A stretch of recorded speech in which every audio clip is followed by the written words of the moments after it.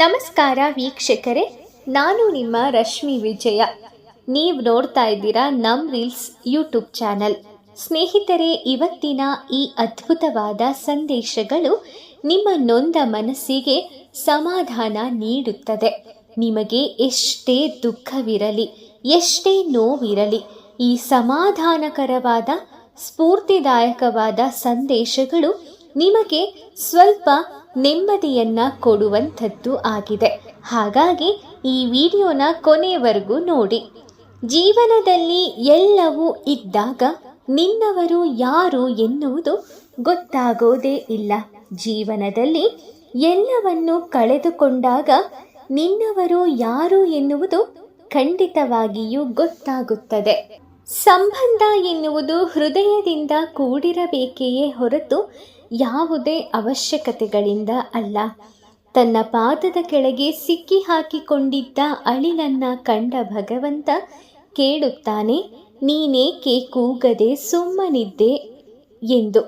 ಆಗ ಅಳಿಲು ಹೇಳುತ್ತದೆ, ಯಾರನ್ನು ಕೂಗಲಿ ತಂದೆ, ನೀನೇ ನನ್ನನ್ನು ತುಳಿಯುತ್ತಿರುವಾಗ ಎಂದು. ಹಾಗೆ ನಮಗೆ ಕೆಲವೊಂದು ಬಾರಿ ಹೀಗೆ ಅನ್ನಿಸುವುದು ಉಂಟು, ದೇವರೇ ನನಗೆ ಇಷ್ಟೆಲ್ಲ ಕಷ್ಟಗಳನ್ನು ಸಮಸ್ಯೆಗಳನ್ನು ಕೊಡುತ್ತಿರುವಾಗ ಇನ್ಯಾರನ್ನ ಕೇಳೋದು ಅಂತ. ಆದರೆ ಒಂದು ವಿಷಯ ನೆನಪಿಡಿ, ಇಲ್ಲಿ ಅಳಿಲನ್ನು ತಗೊಳ್ಳಿ. ಅಳಿಲಿನ ವಿಚಾರವನ್ನು ನಾವು ಮಾತಾಡೋದಾದರೆ, ಎಷ್ಟೇ ಕಷ್ಟ ಆದರೂ ಕೂಡ ಭಗವಂತ ಅಳಿಲಿನ ಮೇಲೆ ನಿಂತಿದ್ರೂ ಕೂಡ ಅದು ಒಂದು ಮಾತು ಆಡಲಿಲ್ಲ. ಯಾಕಂದರೆ ನನ್ನ ನೋವು ಭಗವಂತನವರೆಗೂ ತಲುಪುತ್ತೆ ಅನ್ನೋ ನಂಬಿಕೆ ಆ ಅಳಿಲಿಗೆ ಇತ್ತು. ಹಾಗಾಗಿ ಅಳಿಲು ಸುಮ್ಮನಿದ್ದು ಕಾದಿತ್ತು. ಆಗ ಭಗವಂತನಿಗೆ ಸೂಚನೆ ಸಿಕ್ಕಿತ್ತು, ನನಗೆ ಯಾವುದೋ ಒಂದು ಸಂಕಟ ಕೇಳಿಸುತ್ತಿದೆ, ನನ್ನಿಂದ ಯಾವುದೋ ಒಬ್ಬ ಮನಸ್ಸಿಗೆ ನೋವಾಗುತ್ತಿರುವ ಭಾಸ ಆಗುತ್ತಿದೆ ಎಂದು ನೋಡಿದಾಗ ಅಳಿಲು ಶ್ರೀರಾಮಚಂದ್ರನ ಪಾದದ ಕೆಳಗೆ ಇತ್ತಂತೆ. ಹಾಗೇನೆ ಭಗವಂತನಿಗೂ ಕೂಡ ನಮ್ಮ ನೋವು ಕೇಳಿಸುತ್ತದೆ, ಕೇಳಿಸದೇ ಇರೋದಿಲ್ಲ. ಆದರೆ ಅದಕ್ಕೆ ಸ್ವಲ್ಪ ಸಮಯ ಬೇಕು. ಭಗವಂತ ಯಾವುದನ್ನು ಕೂಡ ಪೂರ್ವ ನಿರ್ಧಾರಿತವಾಗಿ ಮಾಡದೇ ಇರುವುದಿಲ್ಲ. ಎಲ್ಲದಕ್ಕೂ ಒಂದು ನಿರ್ದಿಷ್ಟ ಕಾರಣವನ್ನು ನೀಡುತ್ತಾನೆ. ನಿರ್ದಿಷ್ಟ ಕಾರಣದ ನಂತರವೇ ಗೋಚರಿಸುತ್ತಾನೆ. ಆದರೆ ನಿಮ್ಮಲ್ಲಿ ನಂಬಿಕೆ ಮತ್ತು ತಾಳ್ಮೆ ಅಚಲವಾಗಿ ಇರಬೇಕು. ನೀವು ಉತ್ತಮರಾಗಿದ್ದರೂ ಕೆಲವರು ನಿಮ್ಮನ್ನು ಯಾವತ್ತೂ ಇಷ್ಟಪಡಲಾರರು. ಏಕೆಂದರೆ ನಿಮ್ಮೊಳಗಿರುವ ಪುಣ್ಯ ಆತ್ಮ ಅವರೊಳಗಿರುವ ರಾಕ್ಷಸ ತತ್ವವನ್ನು ಅಲ್ಲಾಡಿಸುತ್ತದೆ. ಉತ್ತಮರ ಒಳ್ಳೆಯ ಆತ್ಮ ಕೆಟ್ಟವರ ರಾಕ್ಷಸತ್ವವನ್ನು ಕಂಪಿಸುತ್ತದೆ. ಕೃಷ್ಣ ಪರಮಾತ್ಮ ಅರ್ಜುನನಿಗೆ ಹೀಗೆ ಹೇಳುತ್ತಾನೆ, ನಾನು ಎಲ್ಲದರ ಮೂಲ, ನನ್ನಿಂದ ಸಮಸ್ತ ಸೃಷ್ಟಿಯು ಮೂಡುತ್ತದೆ. ಇದನ್ನು ತಿಳಿದುಕೊಂಡು ಜ್ಞಾನಿಗಳು ನನ್ನನ್ನು ಪೂಜಿಸುತ್ತಾರೆ. ಇದರ ಅರ್ಥ ಶ್ರೀಕೃಷ್ಣನೇ ಶಿವನ ಮೂಲ, ವಿಷ್ಣುವಿನ ಹಾಗೂ ಬ್ರಹ್ಮನ ಮೂಲ ಎಂದು. ಇತರ ಎಲ್ಲ ದೇವದೇವತೆಗಳ ಹಾಗೂ ಇತರ ಜೀವಿಗಳ ಮೂಲ ಎಂದು ಅವನು ಮುಂದುವರೆದು ಹೇಳುತ್ತಾನೆ, ಈ ಬದ್ಧ ಜಗತ್ತಿನಲ್ಲಿರುವ ಜೀವಿಗಳು ನನ್ನ ಅಂಶಗಳು, ಆದ್ದರಿಂದ ಶಾಶ್ವತವಾದವು. ಆದರೆ ಬದ್ಧ ಜೀವನದಿಂದಾಗಿ ಅವರು ಮನಸ್ಸು ಸೇರಿದಂತೆ 6 ಇಂದ್ರಿಯಗಳಿಂದ ಬಹಳ ಕಷ್ಟಪಟ್ಟು ಹೋರಾಡುತ್ತಿದ್ದಾರೆ. ನಾವು ಭಗವಂತನನ್ನು ಕಾಣಲು ಬಯಸುತ್ತಿದ್ದರೆ ಇದೋ ಇಲ್ಲಿ ಭಗವಂತನಿದ್ದಾನೆ ಎಂಬ ಬ್ರಹ್ಮ ಸಂಹಿತೆಯು ಹೇಗೆ ಹೇಳುತ್ತದೆ ಎನ್ನುವುದನ್ನು ತಿಳಿಯೋಣ. ಪ್ರೇಮವೆಂಬ ಅಂಜನವನ್ನು ಹಚ್ಚಿದ ಕಣ್ಣುಗಳಿಂದ ಶುದ್ಧ ಭಕ್ತರು ತಮ್ಮ ಹೃದಯಾಂತರಾಳಗಳಲ್ಲಿ ಯಾರನ್ನು ನೋಡುತ್ತಾರೆಯೋ ಆ ಅಚಿಂತ್ಯ ಹಾಗೂ ಅನಂತ ಗುಣಗಳನ್ನುಳ್ಳ ಶ್ಯಾಮಸುಂದರ ಕೃಷ್ಣನನ್ನು, ಆದಿಪುರುಷ ಗೋವಿಂದನನ್ನು ನಾನು ಪೂಜಿಸುತ್ತೇನೆ. ವೈದಿಕ ಸಾಹಿತ್ಯದಲ್ಲಿ ಎಲ್ಲ ಕಡೆಯೂ ಇಂತಹ ವರ್ಣನೆಗಳು ದೊರಕುತ್ತವೆ. ಆದರೆ ಮೂರ್ಖರು, ರಾಕ್ಷಸರು ಹೇಗೆ ಉದ್ಧತರಾಗಿದ್ದಾರೆಂದರೆ 12 ಜನ ಆಚಾರ್ಯರು, ಅಂದರೆ ಬ್ರಹ್ಮ, ನಾರದ, ಶಿವ, ಭೀಷ್ಮ, ಕುಮಾರರು ಕಪಿಲ, ಮನು ಇತ್ಯಾದಿ, ವ್ಯಾಸ, ದೇವಲ ಮತ್ತಿತರ ಭಕ್ತರು ಇತ್ಯಾದಿ. ಹಾಗೆಯೇ ಮತ್ತಿತರ ಭಕ್ತರು ಕೃಷ್ಣನನ್ನು ಪರಮ ಪುರುಷನೆಂದು ಸಾರಿದ್ದರೂ ಒಪ್ಪಿಕೊಳ್ಳುವುದಿಲ್ಲ. ಶ್ರೀ ಚೈತನ್ಯ ಮಹಾಪ್ರಭುಗಳು ಕೃಷ್ಣನನ್ನು ದೇವೋತ್ತಮ ಪರಮ ಪುರುಷನೆಂದು ಸ್ಥಿರಪಡಿಸುತ್ತಾರೆ. ಶ್ರೀಮದ್ ಭಾಗವತದಲ್ಲಿ ಭಗವಂತನ ಎಲ್ಲ ಅವತಾರಗಳನ್ನು ಪಟ್ಟಿ ಮಾಡಲಾಗಿದೆ. ಕೊನೆಗೆ ಆ ಪಟ್ಟಿಯಲ್ಲಿ ಕೃಷ್ಣನು ಕಾಣಿಸಿಕೊಳ್ಳುತ್ತಾನೆ ಹಾಗೂ ಆ ಹೆಸರು ದೇವೋತ್ತಮ ಪರಮ ಪುರುಷನನ್ನು ಸೂಚಿಸುತ್ತದೆ. ಮಿಕ್ಕ ಹೆಸರುಗಳೆಲ್ಲ ಅವನ ಪ್ರಾತಿನಿಧ್ಯಗಳು, ಅವತಾರಗಳು ಎಂದು ಹೇಳಲಾಗುತ್ತದೆ. ಇತರ ಎಲ್ಲ ಭಗವನ್ನಾಮಗಳು ಭಗವಂತನ ಅಂಶಗಳು ಅಥವಾ ಭಾಗಗಳು. ಭಾಗಗಳನ್ನು ಅಂಶ ಎನ್ನುತ್ತಾರೆ. ಭಾಗಗಳ ಉಪವಿಭಾಗಗಳನ್ನು ಕಲಾಂ ಎನ್ನುತ್ತಾರೆ. ಜೀವಿಗಳಾಗಿ ನಾವು ಅಂಶ, ಆದರೆ ಬಹು ಚಿಕ್ಕ ತುಣುಕು ಎಂದರ್ಥ. ಇತರ ಎಲ್ಲ ಅಂಶ ಇಲ್ಲವೇ ಕಲಾಹ ಕೃಷ್ಣನನ್ನು ಮಾತ್ರ ಭಗವಾನ್ ಸ್ವಯಂ ದೇವೋತ್ತಮ ಪರಮ ಪುರುಷನು ಅನ್ನಲಾಗುತ್ತದೆ. ನಾವು ದೇವೋತ್ತಮ ಪರಮ ಪುರುಷನನ್ನು ಪ್ರಾರ್ಥಿಸಬೇಕೆಯೇ ಹೊರತು ಬೇರೆ ಯಾರನ್ನೂ ಅಲ್ಲ. ಆದ್ದರಿಂದಲೇ ಬ್ರಹ್ಮನೊಂದಿಗೆ ನಾವು ಧ್ವನಿಗೂಡಿಸಬೇಕು. ಚಿಂತಾಮಣಿ ರತ್ನಗಳಿಂದ ನಿರ್ಮಿತವಾದ ಭವನಗಳಲ್ಲಿ ಲಕ್ಷೋಪಲಕ್ಷ ಕಲ್ಪವೃಕ್ಷಗಳು ಸುತ್ತುವರಿದಿರಲು ಸಹಸ್ರಾರು ಲಕ್ಷ್ಮಿಯರು ಅಥವಾ ಗೋಪಿಯರು ಬಹು ಭಕ್ತಿಯಿಂದ ಸೇವೆ ಮಾಡುತ್ತಿರಲು ಗೋವುಗಳನ್ನು ಪಾಲಿಸುತ್ತಾ ಇಷ್ಟಾರ್ಥಗಳೆಲ್ಲವನ್ನು ಪೂರೈಸುತ್ತಿರುವ ಆದಿಪುರುಷನಾದ ಪ್ರಪಿತನಾದ ಗೋವಿಂದನನ್ನು ನಾನು ಭಜಿಸುತ್ತೇನೆ. ಇಲ್ಲಿ ಕೃಷ್ಣನನ್ನು ಆದಿಪುರುಷ ಎಂದು ಕರೆದರೆ ನಾವೆಲ್ಲರೂ ಪುರುಷರು. ನಮ್ಮ ತಂದೆ ಒಬ್ಬ ಪುರುಷ, ಆದ್ದರಿಂದ ನಾವು ಪುರುಷರು. ತಂದೆಯ ತಂದೆ, ಅವನ ತಂದೆ ಹೀಗೆ ಹಿಂದಕ್ಕೆ ಗುರುತಿಸುತ್ತಾ ಹೋದರೆ ಬ್ರಹ್ಮನವರೆಗೆ ಹೋಗುತ್ತೇವೆ. ಅವನೇ ಈ ವಿಶ್ವದಲ್ಲಿ ಸೃಷ್ಟಿಗೊಂಡ ಮೊದಲನೆಯ ವ್ಯಕ್ತಿ. ಬ್ರಹ್ಮನ ತಂದೆಯಾದ ವಿಷ್ಣುವು ಪರಮ ಪುರುಷನೇ ಎಂಬುದನ್ನು ನೋಡುತ್ತೇವೆ. ಪ್ರತಿಯೊಬ್ಬನೂ ಪುರುಷನೇ, ಆದರೆ ಕೃಷ್ಣನು ಪರಮೋನ್ನತ ಪುರುಷ, ನಿರಾಕಾರವಾದಿಯು. ಭಗವಂತನನ್ನು ಅರ್ಥ ಮಾಡಿಕೊಂಡಿರುವುದು ನಿರರ್ಚ. ನಿಹಿ ಎಂದರೆ ಇಲ್ಲದ್ದು, ಅರ್ಚ ಎಂದರೆ ರೂಪ, ನಿರರ್ಚ ಎಂದರೆ ನೈತ್ಯಾತ್ಮಕ ರೂಪ ಎಂದರ್ಥ. ಭಗವಂತನಿಗೆ ರೂಪವೇ ಇಲ್ಲವೆಂದು ನಿರಾಕಾರವಾದಿಗಳು ಯೋಚಿಸುವುದು ತಪ್ಪು. ನಿರಾರ್ಚ ಪದವು ಅವನಿಗೆ ರೂಪವಿಲ್ಲವೆಂದು ಸೂಚಿಸುವುದಿಲ್ಲ.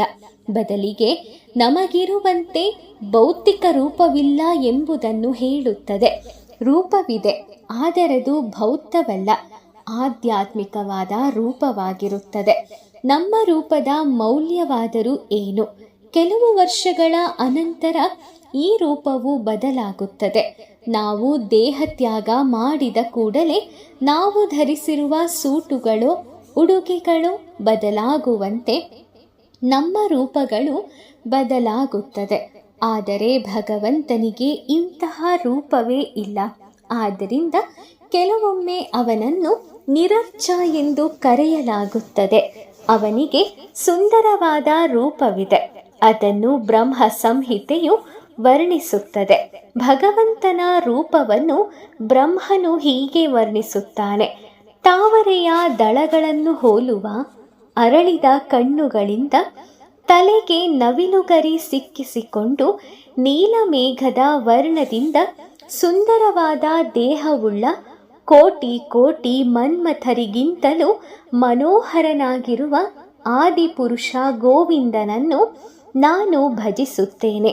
ಯಾರ ದಿವ್ಯ ದೇಹವು ಸತ್ ಚಿತ್ ಆನಂದಮಯವಾಗಿದೆಯೋ, ಅಲ್ಲಿ ಉಜ್ವಲವಾದ ಕಾಂತಿಯಿಂದ ಕೂಡಿದೆಯೋ, ಯಾರ ದಿವ್ಯ ದೇಹದ ಪ್ರತಿಯೊಂದು ಅಂಗವೂ ಎಲ್ಲ ಅಂಗಗಳ ಕಾರ್ಯಗಳನ್ನು ನಿರ್ವಹಿಸುತ್ತದೆಯೋ, ಆಧ್ಯಾತ್ಮಿಕ ಅಸಂಖ್ಯ ವಿಶ್ವಗಳನ್ನು ನೋಡಿ ಪಾಲಿಸಿ ಅಭಿವ್ಯಕ್ತಿಸುತ್ತದೆಯೋ, ಆ ಆದಿಪುರುಷನಾದ ಗೋವಿಂದನನ್ನು ನಾನು ಭಜಿಸುತ್ತೇನೆ. ಇದು ಬ್ರಹ್ಮ ಸಂಹಿತೆಯಲ್ಲಿ ಉಲ್ಲೇಖ ಆಗಿದೆ. ಈ ರೂಪಕ್ಕೆ ಬೌದ್ಧ ರೂಪಗಳೊಂದಿಗೆ ಯಾವುದೇ ಸಂಬಂಧ ಇರೋದಿಲ್ಲ. ಕೃಷ್ಣನಿಗೆ ರೂಪವಿದೆ ಎಂದು ಹೇಳುವಿರಿ. ಹಾಗಿದ್ದರೆ ಅವನು ಪರಮೋನ್ನತ ಹೇಗಾದನು? ನಿರಾಕಾರ ಬ್ರಹ್ಮವೇ ಪರಮೋನ್ನತ, ಅದು ರೂಪರಹಿತ ಎಂದು ನಿರಾಕಾರವಾದಿಗಳು ಹೇಳುತ್ತಾರೆ. ಆದರೆ ಕೃಷ್ಣನೇ ನಿರಾಕಾರ ಬ್ರಹ್ಮದ ಮೂಲವೂ ಹೌದು ಎಂದು ಭಗವದ್ಗೀತೆಯು ನಮಗೆ ತಿಳಿಸಿಕೊಡುತ್ತದೆ. ನಾನೇ ನಿರಾಕಾರ ಬ್ರಹ್ಮದ ಆಧಾರವಾಗಿದ್ದೇನೆ. ಅದು ತುಂಬ ಅಮೃತ ಮತ್ತು ಅವಿನಾಶಿಯಾದ ನಿತ್ಯ ಅಂತಿಮ ಆನಂದ ಸ್ಥಿತಿಯಾಗಿದೆ. ಕೃಷ್ಣನಿಗೆ ರೂಪವಿದೆ, ಆದರೆ ಅವನ ರೂಪವು ಸತ್ ಚಿತ್ ಆನಂದ ವಿಗ್ರಹ ಆದದ್ದು. ಅದು ನಿತ್ಯವಾದದ್ದು, ಜ್ಞಾನಪೂರ್ಣವಾದದ್ದು ಮತ್ತು ಆನಂದಭರಿತವಾದದ್ದು.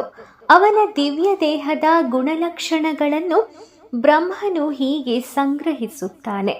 ಗೋವಿಂದನೆಂದು ಹೆಸರಾದ ಕೃಷ್ಣನು ದೇವೋತ್ತಮನು. ಅವನಿಗೆ ನಿತ್ಯವೂ ಆನಂದಮಯವೂ ಆಧ್ಯಾತ್ಮಿಕವೂ ಆದ ದೇಹವಿದೆ. ಅವನೇ ಎಲ್ಲದಕ್ಕೂ ಮೂಲ. ಅವನಿಗೆ ಬೇರೆ ಮೂಲವೇ ಇಲ್ಲ. ಅವನು ಸಕಲ ಕಾರಣಗಳ ಕಾರಣನೂ ಆಗಿದ್ದಾನೆ. ಗೋವಿಂದನೆಂದರೆ ಇಂದ್ರಿಯಗಳಿಗೆ ಸಂತೋಷವನ್ನು ಉಂಟು ಮಾಡುವವನು ಎಂದರ್ಥ. ನಾವು ಇಂದ್ರಿಯಗಳ ಮೂಲಕವಾಗಿಯೇ ಆನಂದವನ್ನು ಗ್ರಹಿಸುತ್ತೇವೆ. ಆದ್ದರಿಂದ ಆನಂದ ಸಾಗರನಾದ ಕೃಷ್ಣನನ್ನು ಗೋವಿಂದನೆಂದು ಕರೆಯಲಾಗುತ್ತದೆ. ಪರಿಶುದ್ಧವಾದ ಇಂದ್ರಿಯಗಳಿಂದ ನಾವು ಕೃಷ್ಣನ ಸೇವೆ ಮಾಡಿದ ಪಕ್ಷದಲ್ಲಿ ಆ ಪರಮಾನಂದ ಸಾಗರದ ಸುಖವನ್ನು ಸವಿಯತೊಡಗುತ್ತೇವೆ. ನಾವು ಭಗವಂತನನ್ನು ಅರಿಯುವುದಾಗಲಿ ವರ್ಣಿಸುವುದಾಗಲಿ ಹೇಗೆ ಸಾಧ್ಯ? ಅದು ಸಾಧ್ಯವಿಲ್ಲ. ಭಗವಂತನು ಅಸೀಮನು. ನಮ್ಮ ಮಿತಿಗಳೇನೇ ಇರಲಿ, ಭಾವನೆಗಳನ್ನು ವ್ಯಕ್ತಪಡಿಸುತ್ತಾ ನನ್ನ ದೇವರೇ ನನ್ನ ಭಗವಂತ ಎಂದು ಹೇಳಬಹುದು ಅಷ್ಟೇ. ಅದನ್ನು ಭಗವಂತನು ಅಂಗೀಕರಿಸುತ್ತಾನೆ. ಹೀಗೆ ಪ್ರಾರ್ಥನೆ ಮಾಡಬೇಕೆಂದು ಚೈತನ್ಯ ಮಹಾಪ್ರಭುಗಳು ಕಲಿಸಿಕೊಡುತ್ತಾರೆ. ಮಹಾರಾಜ ನಂದನ ಪುತ್ರನೇ, ನಾನು ನಿನ್ನ ನಿತ್ಯದಾಸನು. ಹಾಗಿದ್ದರೂ ಹೇಗೋ ಏನೋ ಜನನ ಮರಣಗಳ ಸಾಗರದಲ್ಲಿ ಬಿದ್ದು ಬಿಟ್ಟಿದ್ದೇನೆ. ಕೃಪೆಯಿಂದ ನನ್ನನ್ನು ಈ ಮೃತ್ಯು ಸಾಗರದಿಂದ ಮೇಲೆತ್ತಿ ನಿನ್ನ ದಿವ್ಯ ಚರಣ ಕಮಲಗಳ ಮೇಲಿನ ಧೂಳನ್ನಾದರೂ ಆಗಿಸು. ಇದು ಪ್ರಾರ್ಥನೆಯ ಮಟ್ಟವಾಗಿರಬೇಕು. ಕೃಷ್ಣನಿಗೆ ಸೇವೆ ಸಲ್ಲಿಸಲು ಅವನ ಪಾದ ಕಮಲಗಳ ಮೇಲೆ ಒಂದು ಧೂಳಿನ ಕಣವಾಗಿ ನಮ್ಮನ್ನು ಇರಿಸು ಎಂದು ಕೇಳಿಕೊಳ್ಳಬೇಕು. ಪ್ರತಿಯೊಬ್ಬರೂ ಯಾವುದೋ ಒಂದು ಆಸಕ್ತಿಯಿಂದಲೇ ದೇವರನ್ನು ಪ್ರಾರ್ಥಿಸುತ್ತಾರೆ. ನನಗೆ ಸ್ವಲ್ಪ ಹಣ ಕೊಡು, ಪರಿಹಾರ ಉಂಟು ಮಾಡು, ಒಳ್ಳೆಯ ಮನೆ, ಒಳ್ಳೆಯ ಹೆಂಡತಿ ಅಥವಾ ಒಳ್ಳೆಯ ಆಹಾರ ಕೊಡು ಎಂದು ಕೇಳಿಕೊಂಡರೆ ಅದು ಒಳ್ಳೆಯದು. ಆದರೆ ಚೈತನ್ಯ ಮಹಾಪ್ರಭುಗಳ ಪ್ರಾರ್ಥನೆಯ ಮಟ್ಟಕ್ಕೆ ಅದು ಬರೋದಿಲ್ಲ. ನಾವು ಜನ್ಮ ಜನ್ಮಾಂತರಗಳಲ್ಲಿಯೂ ಅವನ ಸೇವೆ ಮಾಡುವಂತೆ ಮಾಡಬೇಕೆಂಬುದೇ ನಮ್ಮ ಏಕೈಕ ಪ್ರಾರ್ಥನೆಯಾಗಬೇಕು. ಪ್ರಿಯ ಪ್ರಭುವೇ, ನೀನು ತುಂಬ ದೊಡ್ಡವನು. ನಾನು ನಿನ್ನ ಸೇವೆಯಲ್ಲಿ ನಿರತನಾಗಲು ಬಯಸುತ್ತೇನೆ. ಇದುವರೆಗೂ ಈ ನೀಚರಿಗೆ ಸೇವೆ ಮಾಡುತ್ತಿದ್ದೆ, ನನಗೆ ತೃಪ್ತಿ ದೊರಕಲಿಲ್ಲ. ಈಗ ನಿನ್ನ ಬಳಿಗೆ ಬಂದಿದ್ದೇನೆ. ದಯಮಾಡಿ ನಾನು ನಿನ್ನ ಸೇವೆಯಲ್ಲಿ ನಿರತನಾಗುವಂತೆ ಮಾಡು. ಇದೇ ಪ್ರಾರ್ಥನೆಯ ಕೊನೆ ಮಾತು. ಪ್ರಾರ್ಥನೆ ಮಾಡುವಾಗ ಭಗವಂತನ ಸನ್ನಿಧಿಯ ಅನುಭವ ತಮಗಾಗುವುದಿಲ್ಲ ಎಂದು ಕೆಲವರು ದೂರುತ್ತಾರೆ. ಇದಕ್ಕೆ ಕಾರಣ ನಮ್ಮ ಅಸಾಮರ್ಥ್ಯವೇ ಹೊರತು ಭಗವಂತನದ್ದು ಅಲ್ಲ ಎಂಬುದನ್ನು ತಿಳಿದುಕೊಳ್ಳಬೇಕು. ಸಾನ್ನಿಧ್ಯದ ಎರಡು ಕಲ್ಪನೆಗಳಿವೆ, ದೈಹಿಕ ಕಲ್ಪನೆ ಹಾಗೂ ಕಂಪನ. ದೈಹಿಕ ಕಲ್ಪನೆಯು ತಾತ್ಕಾಲಿಕವಾದದ್ದು, ಕಂಪನ ಕಲ್ಪನೆಯು ನಿತ್ಯವಾದದ್ದು. ಭಗವಂತನಲ್ಲಿ ಕೃಷ್ಣನು ಮಾಡುವ ಬೋಧನೆಯನ್ನು ನಾವು ನೋಡೋಣ. ಅಂದರೆ ಭಗವದ್ಗೀತೆಯು ಕೃಷ್ಣ ಪರಮಾತ್ಮ ನೀಡಿರುವಂತಹ ಬೋಧನೆಗಳ ಕಂಪನಗಳನ್ನು ನಾವು ಅನುಭವಿಸಬೇಕು ಎಂದು ಹೇಳುತ್ತದೆ.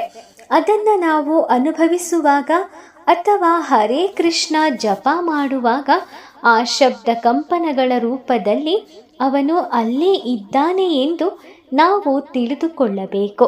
ಅವನು ಪರಿಪೂರ್ಣನಾದುದರಿಂದ ಅವನ ಮಾತುಗಳು ಅವನ ದೈಹಿಕ ಸಾಮೀಪ್ಯದಷ್ಟೇ ಮುಖ್ಯವಾಗಿರುತ್ತದೆ.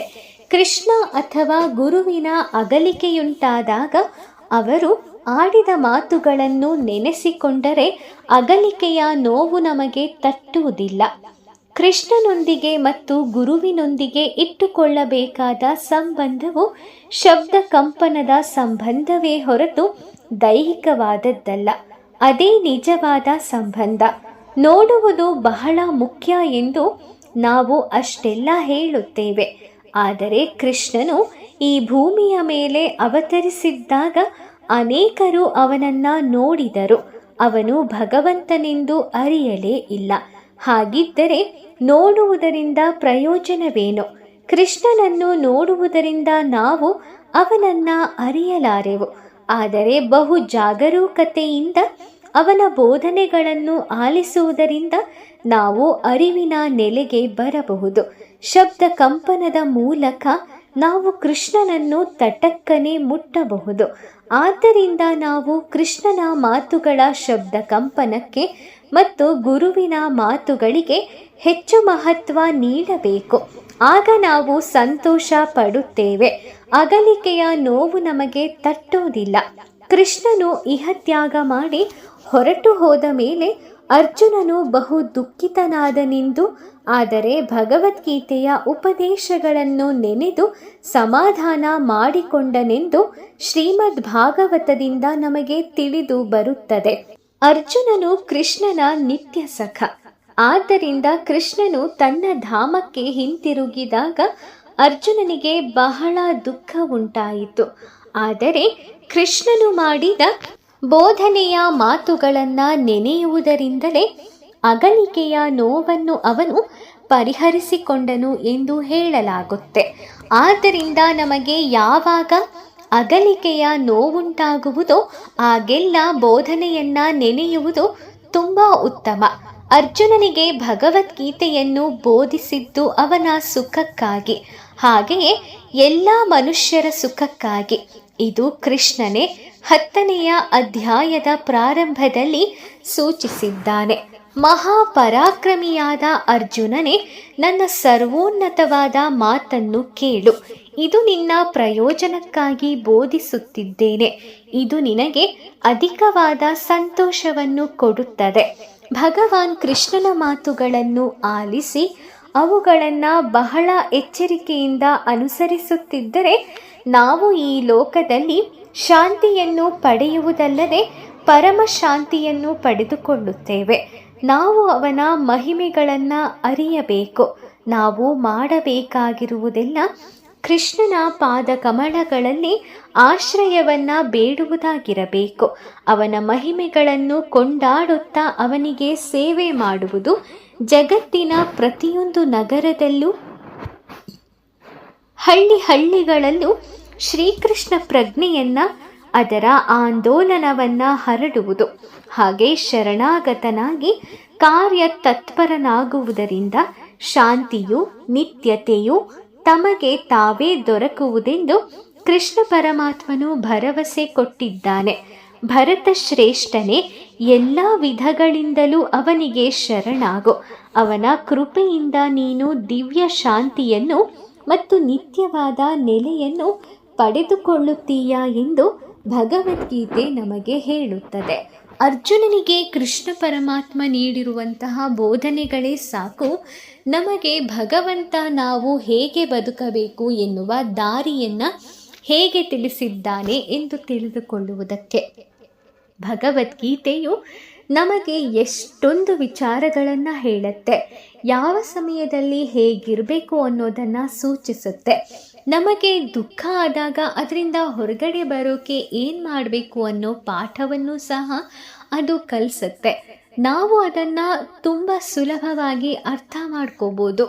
ಆದರೆ ಅದನ್ನು ಓದೋ ಸಮಯ ಇಲ್ಲ, ಅಥವಾ ಅದನ್ನು ಓದೋಕ್ಕೆ ತಾಳ್ಮೆ ಇಲ್ಲ, ಅದನ್ನು ಯಾರು ಓದ್ತಾರೆ ಅನ್ನುವಂತಹ ಒಂದು ನಿರ್ಲಕ್ಷ್ಯ ಭಾವನೆ ಅನ್ನೋದು ನಮಗೆ ಬಹಳನೇ ಜೀವನದಲ್ಲಿ ಹೇಗೆ ಬದುಕಬೇಕು ಎನ್ನುವ ಪಾಠವನ್ನು ಕಲಿಯೋದಕ್ಕೆ ಅಂತರವನ್ನು ನೀಡುತ್ತೆ, ಅಥವಾ ನಮಗೆ ಅದರಿಂದ ಆಗೋ ಉಪಯೋಗವನ್ನು ತಡೆಯುತ್ತೆ. ಆದರೆ ನೀವು ಖಂಡಿತ ಇದನ್ನು ತಪ್ಪಿಸ್ಕೋಬೇಡಿ. ನಾನು ನಿಮಗೆ ಭಗವದ್ಗೀತೆಯ ವಿಚಾರಗಳನ್ನು ಮುಂದೆ ಬರುವಂತಹ ವಿಡಿಯೋಗಳಲ್ಲಿ ಸಾಕಷ್ಟು ರೀತಿಯಲ್ಲಿ ಹೇಳ್ತಾ ಹೋಗ್ತೀನಿ. ನೀವು ಮಾಡಬೇಕಾಗಿರೋದು ಇಷ್ಟೇ, ವಿಡಿಯೋನ ಮೊದಲಿನಿಂದ ಕೊನೆಯವರೆಗೂ ತಪ್ಪದೇ ಎಲ್ಲೂ ಸ್ಕಿಪ್ ಮಾಡದೆ ನೋಡಿ. ಇದರಿಂದ ನಿಮಗೆ ಅರ್ಥ ಆಗಿಬಿಡುತ್ತೆ ನಾವು ಏನು ತಪ್ಪು ಮಾಡ್ತಾ ಇದ್ದೀವಿ, ಜೀವನದಲ್ಲಿ ಹೇಗಿರಬೇಕು, ಯಾವ ತಪ್ಪು ಮಾಡಿದ್ರೆ ನಮಗೆ ಏನಾಗುತ್ತೆ, ದೇವರನ್ನು ಹೇಗೆ ಒಲಿಸ್ಕೋಬೇಕು, ದೇವರು ಎಷ್ಟು ಬೇಗ ನಮಗೆ ಯಾವ ರೀತಿ ಬೇಡ್ಕೊಂಡಾಗ ಒಲಿತಾನೆ ಅನ್ನೋದನ್ನೆಲ್ಲ ತಿಳಿಸ್ಕೊಡ್ತೀನಿ. ಹಾಗೆಯೇ ಭಗವದ್ಗೀತೆಯ ವಿಚಾರಗಳು ಸಾಕಷ್ಟು ರೀತಿಯಲ್ಲಿ ನಮ್ಮ ಜೀವನಕ್ಕೆ ದಾರಿಯಾಗತ್ತೆ, ನೊಂದ ಮನಸ್ಸಿಗೆ ಸಮಾಧಾನವನ್ನು ನೀಡುತ್ತೆ. ಹಾಗಾಗಿ ನೀವು ಈ ಸಂದೇಶವನ್ನು ಸಂಪೂರ್ಣವಾಗಿ ಕೇಳಿ. ಮುಂದೆ ಬರುವಂತಹ ವಿಡಿಯೋದಲ್ಲಿ ಇನ್ನಷ್ಟು ವಿಚಾರಗಳನ್ನು ನಾನು ನಿಮಗೆ ತಿಳಿಸೋದಕ್ಕೆ ಇಷ್ಟಪಡ್ತೀನಿ. ಅದಕ್ಕೋಸ್ಕರ ನಿಮ್ಮ ಸಪೋರ್ಟ್ ಕೇಳ್ತಾ ಇದ್ದೀನಿ. ನೀವು ಮಾಡಬೇಕಾಗಿರೋದು ಇಷ್ಟೇ, ನಮ್ಮ ಯೂಟ್ಯೂಬ್ ಚಾನಲ್ಗೆ ಅಂದರೆ ನಮ್ಮ ರೀಲ್ಸ್ ಯೂಟ್ಯೂಬ್ ಚಾನಲ್ಗೆ ಸಬ್ಸ್ಕ್ರೈಬ್ ಆಗಿ. ಈ ಒಂದು ಮಾಹಿತಿ ನಿಮಗೆ ಇಷ್ಟ ಆಗಿದ್ದರೆ ಈ ವಿಡಿಯೋಗೆ ಒಂದು ಲೈಕ್ ಮಾಡಿ, ಹಾಗೆ ನಿಮ್ಮ ಅನಿಸಿಕೆಯನ್ನು ಕಮೆಂಟ್ ಮಾಡಿ.